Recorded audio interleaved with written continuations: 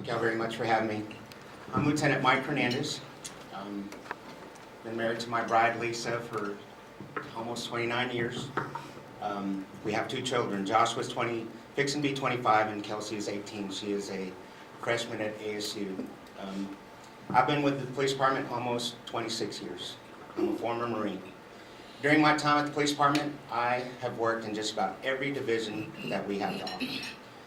One of the ones I didn't want to work was juvenile detectives, because I don't want to know what it takes to get there, to get that person to give the confession. I just want the warrant to go serve it so that I can put him in jail. As a team leader of many a division, especially SWAT, which I spent 20 years. I was a team leader for 10 of those 20. I learned that the way to do the job was to work as a team. And right now, I'm sorry to say, I wish I hadn't been next, because I just have these thoughts of it can be better. It can definitely be done better. Change is not only needed, it's good.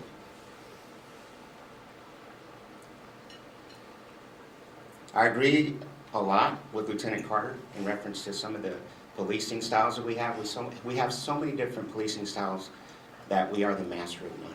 We have problem-oriented policing, community-oriented policing, sector policing, intelligence-led policing. I could go on and on. When you come back from schools and you try to get your troops to implement these things, it's not good for anybody. We have to focus on what it reminds me of is when I was in narcotics as a narcotic detective. You had 20 confidential informants calling you to get a job done. And you had to focus on the one so that you could get the job done. 40 pounds of weed coming in on the highway, 2.5 pounds of cocaine on another seizure, $50,000 worth of heroin on a seizure that's still the largest heroin seizure in Snapsville that I was a part of. The lead investigator on the case, talking the narcotic supervisor into allowing SWAT to serve this warrant because the writing was on the wall that this guy had cameras, he slept with weapons, he had dogs. We needed to take care of this the best way we could, and so I relied on my troops as a team with every branch of the service covered in our teams to get this job done, to come up with the best plan, and we did, and we still ended up in a firefight. And I wish we could have stopped that. I wish we could have talked that young man into not being in that firefight. But that's where we ended up. And thankfully, we went home safe. We went home to our families. There has to be something said for term limits, despite what you just heard. There has to be something said when you're in that kind of job day to day and you have a target on your head and you're asking your family to step out with you in faith to be on the front page of the news and then being right there so that those guys can see you and find you, if you will. It says something to me when my family says yes. It's not just me that's saying yes to this. Change is needed.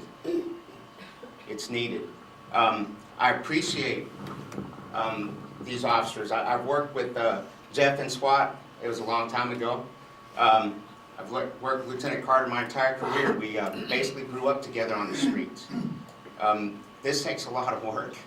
It takes a lot of work. Something has to be wrong with my home away from home, because that truly is my home away from home. I spend more time there sometimes than I do at home. The political process, oh my goodness. It is, it's tiring. It's tiring. And when you don't see your child, my youngest is still at home, when you don't see your wife that you're used to spending time with, and then when you're getting attacked because you miss a form because you were already committed to either church or family, I'm sorry, it's who I am.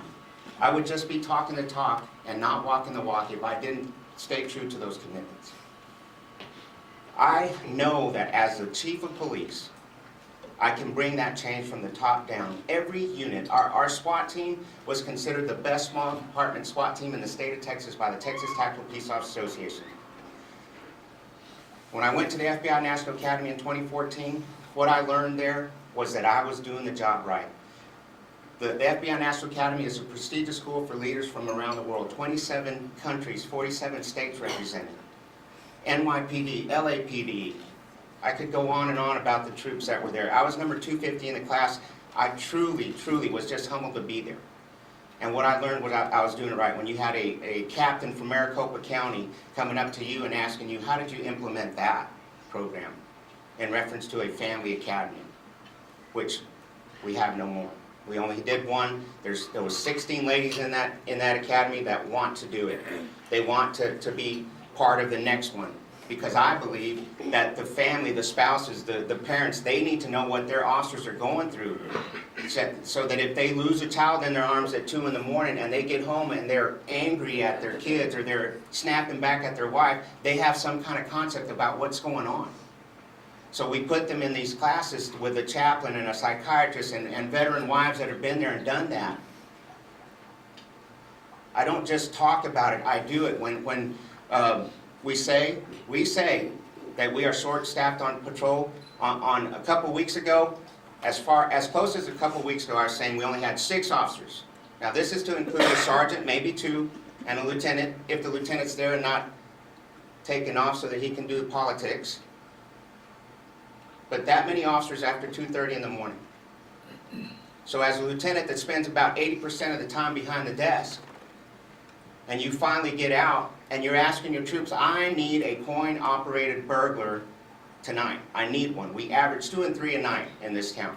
And that includes washaterias, car washes, the water mills, 2 and 3 a night. Why aren't we catching a burglar? And so lo and behold, I'm going home at 4 in the morning. I look over to the car wash on Avenue N in Bryant behind the Kentucky Fried Chicken. You guys all know where it's at. And there's a guy running. He's running away from the corner. They're open. I can see that they've been damaged, and he's burglarized them. I make the UE. I turn off the lights. And I said, headquarters, send me a unit. I've got a guy running. Now, if you know me and you know who I am, you know that I stepped down from my SWAT team of 20 years, which I truly, truly miss that team. But I didn't want to ruin my knee again. I got a new knee. And so here is my first chase, my first chance to catch a bad guy. Well, I caught him. And so all the young guys get there and they want to high-five me and they want to go, way to go, LT. And I'm business. I just need one of you to transport for me, because supervisors don't transport their own. And as they're looking at the back seat of the car, they're like, how old is that guy? What does that have to do with anything? I caught him, okay? Well, he was 65. What I would say in reference to that is I have to build this up. I will drop down to the 50s hopefully soon. But the reason I bring that up is because I'm not just talking about it. I'm doing it. I'm getting dirty with these guys. And they love it. The officers on the street love when a 26, 25-year vet is out there working with them. I would appreciate y'all's vote on May 7th. I'm Mike Hernandez. Thank you very much. In agreement. I talked about the 40 pounds of marijuana that I listened to a confidential informant coming in on the highway that we were able to capture these guys. There is no doubt. An interstate comes through here, we're going to, we may have to go to the city council and the city entity that makes this town run, that we need more troops, more money to combat that. It's going to come. Everyone knows that it just makes it easier for them to transport their drugs and to transport the things that they need to do in their business. But I'm in the business of police business, and I know how to fight. I was a narcotic detective for 6 years. I went down to Houston to do 39 crack cases, looking like I do with a little bit of hair on my chin. We can do this. We can fight. We can fight where it needs to be fought. Okay, is there anyone else? Does anybody else have a question? Well, I just was going to ask, because you had told the story, why your burrito?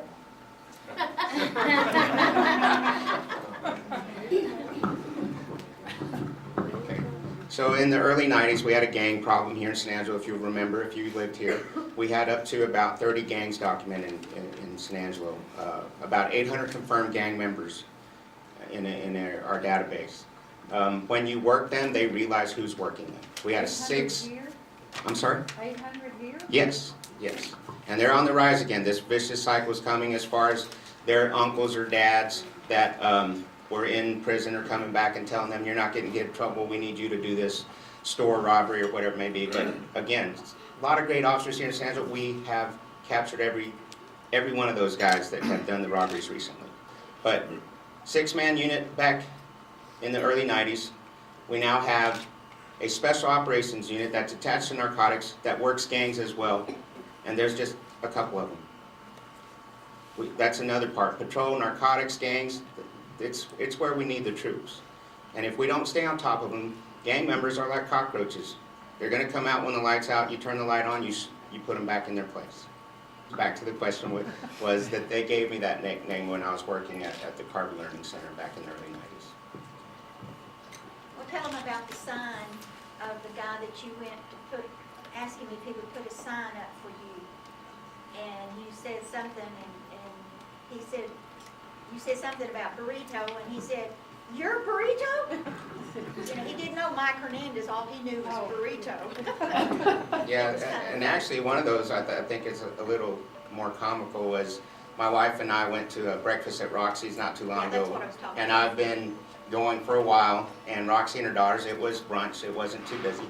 And I said that would be a prime location for my signs, and she said, "What sign?" And I said, "Mike Hernandez for Chief of Police." And she said, "You're Mike Hernandez? We only know you as Burrito." So I did ask my campaign manager to put Burrito on the sign, but it's not politically correct.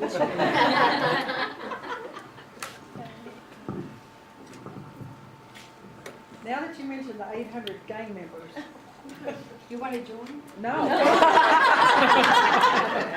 Not yet. So is that normal? Every town, I mean, that seems like an inordinate amount of, every town has their 5%, always. We know this as you know, going to the FBI Academy with these officers, and we'd sit for meals and we'd visit, we'd talk about our problems. Everybody has the same problems. At a stroke of a key, we're having say a taser issue.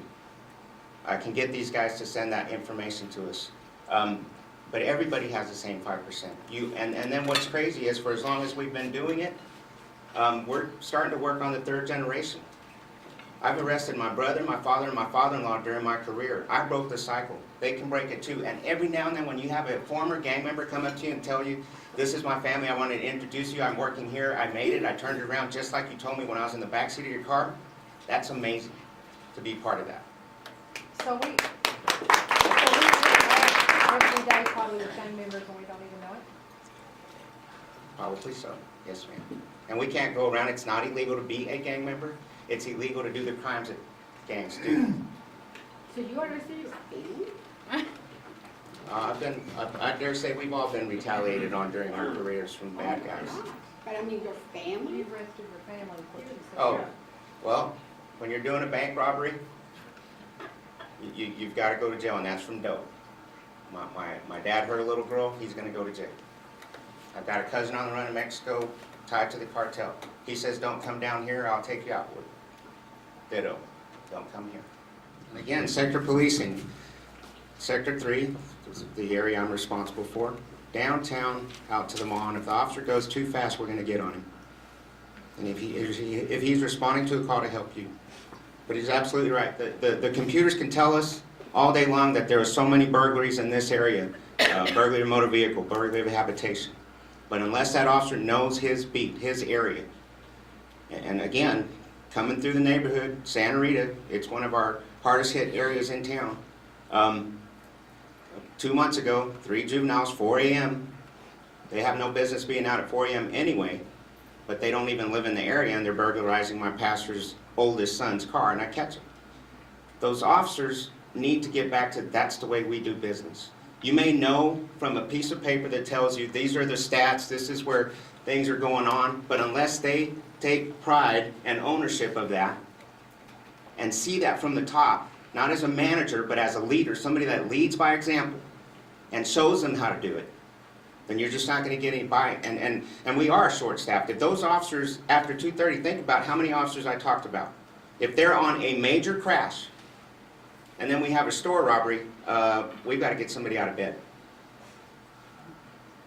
And that lieutenant better get out from behind his desk and get on a call. And on New Year's Eve, as I responded to a call, I felt responsible, just like Frank's talking about. I felt terrible that the lady that I responded for assault in progress, no officers were available. I jumped out from behind the desk, said, "I'm en route."